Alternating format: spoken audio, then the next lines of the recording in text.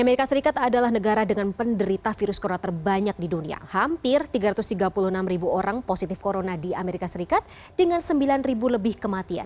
Dan New York adalah negara bagian dengan angka kematian tertinggi di Amerika Serikat dengan total kematian 4.159. Untuk mengetahui kondisi terkini, kita sudah terhubung melalui sambungan Skype dengan Syamsi Ali, Presiden Nusantara Foundation dan pendiri Pesantren Amerika di New York, Amerika Serikat.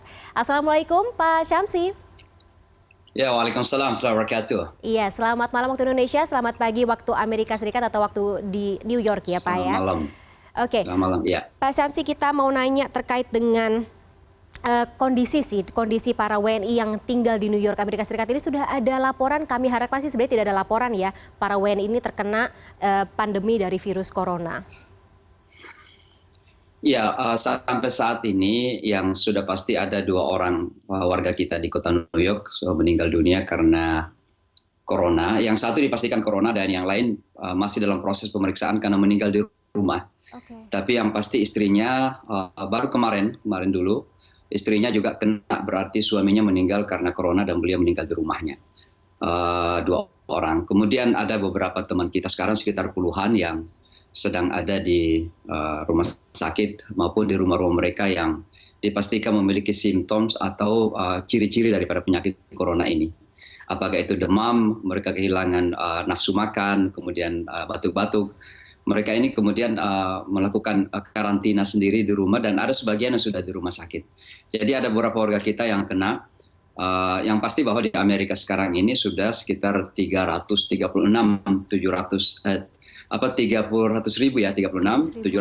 kasus, bahkan yang meninggal dunia hingga pagi ini sudah hampir 10.000, 9.655 dan setengah diantaranya itu ada di negara bahagian New York. Jadi memang New York menjadi epicenter daripada corona di Amerika Serikat saat ini.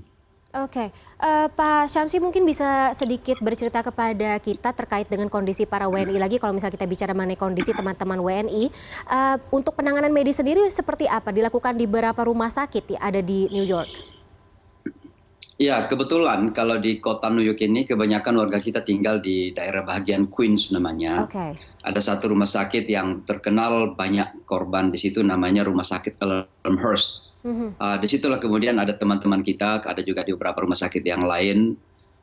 Tapi beberapa yang sakit itu masih melakukan karantina di rumah karena memang rumah sakit sedang kewalahan menangani pasien.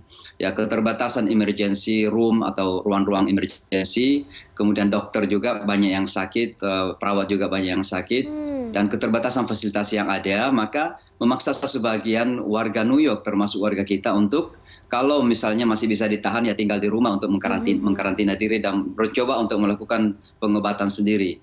Walaupun obatnya tidak ada, hanya berusaha untuk mengkonsumsi vitamin dan lain sebagainya.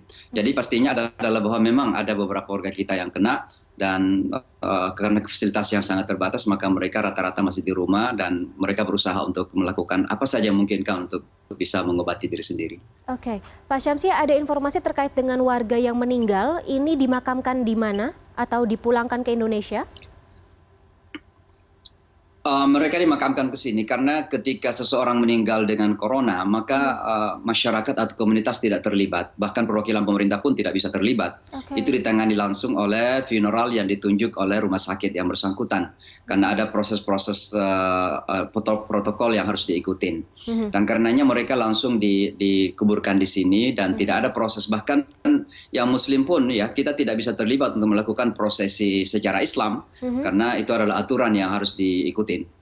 Baik, kalau sejauh ini otoritas dari atau bagaimana sebenarnya penanganan dari otoritas pemerintah New York sendiri terkait dengan penekanan dari wabah virus corona yang ada di New York ini, kalau misalnya mengingat karena negara bagian ini adalah yang mencatat angka tertinggi ya di seluruh negara bagian Amerika Serikat. Gubernur Andrew Cuomo sendiri memang kalau misalnya saya lihat dari informasinya dianggap lamban, kemudian juga tadinya awalnya tampak tidak terlalu menganggap ini sesuatu yang sangat perlu diseriuskan seperti itu, ataukah itu memang benar, Pak Syamsi? Ya, saya kira justru yang lamban bukan pemerintah negara bagian New York ya, tapi dalam hal ini pemerintah federal.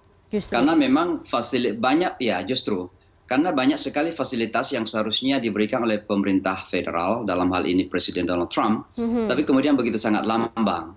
Ketika pertama kali merebak wabah ini, sudah sampai ke Jerman, sudah sampai ke beberapa negara Eropa, Donald Trump masih menganggap ini hoax, masih menganggap ini adalah permainan Partai Demokrat untuk menekan dirinya dan lain sebagainya. Dianggap sesuatu yang dipolitisir.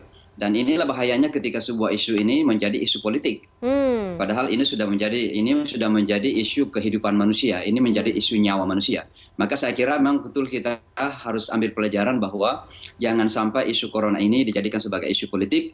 Kalau seseorang itu kebetulan tidak sealiran politik dengan kita, lalu dianggap ini hanya kepentingannya saja. Ini masalah nyawa manusia. Dan ini yang terjadi kemudian di Amerika Serikat karena Donald Trump menganggap hoax, dan memang Donald Trump anti-science karena climate change saja sebagai bukti tidak percaya kepada climate change.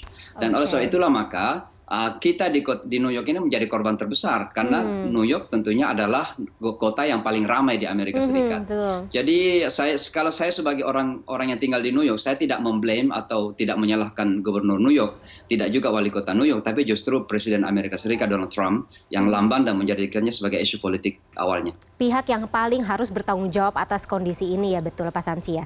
Pak Syamsi, terakhir, mungkin Pak Syamsi bisa bercerita hari-hari terutama saat sudah ditetapkannya status lockdown atas kota New York ini seperti apa? Terutama untuk para warga negara Indonesia, apakah mungkin saling berhubungan pastinya ya, saling mengetahui kondisi masing-masing lewat media sosial begitu Pak? Ya sudah pasti. Ya kota New York ini kita kenal sebagai kota yang tidak pernah tidur ya, never sleep city. Tapi sekarang ini sementara istirahat. Jadi kalau kita ke Times Square yang biasanya ya sepertinya biasanya selama ini seperti orang tawaf, orang sedang asai gitu ya, ramai sekali. Sekarang ini begitu sangat sepi, menunjukkan bahwa kota New York begitu mentaati aturan pemerintah untuk tidak berkeliaran. Warga Indonesia sendiri mentaati ini selain memang karena harus melakukan itu karena memang sangat berbahaya, juga karena sudah dilakukan lockdown. Ada juga sekarang ini usaha untuk melakukan karantina state, dalam arti kalau Anda di New York tidak boleh ke Connecticut, tidak boleh ke negara bahagian yang lain. Jadi justru di beberapa negara bahagian, misalnya Rhode Island, orang-orang yang datang dari New York itu dicari untuk diusir kembali ke kota New York karena dianggap bahwa New York menjadi epicenter daripada penyakit ini. Jadi carrier virus ya. Benar, kami masyarakat Indonesia tetap berkomunikasi. Alhamdulillah ada media sosial, ada WhatsApp group macam-macam. Jadi kita saling mengetahui keadaannya. Makanya kita ketika ada yang meninggal dunia kemarin, ya langsung kita tahu bahwa ada seorang warga kita yang meninggal dunia. Dan walaupun kita merasa naif sekali, lemah sekali, tidak bisa melakukan apa-apa, ya minimal kita menelpon keluarga mereka, memberikan support begitu yang kita lakukan. Kita harapkan dengan adanya penurunan angka kematian di kota New York ini bisa menjadi ke arah yang lebih baik ya ke depannya. Terima kasih Pak Syamsi atas informasinya. Amin. Selamat kembali melanjutkan aktivitas Anda.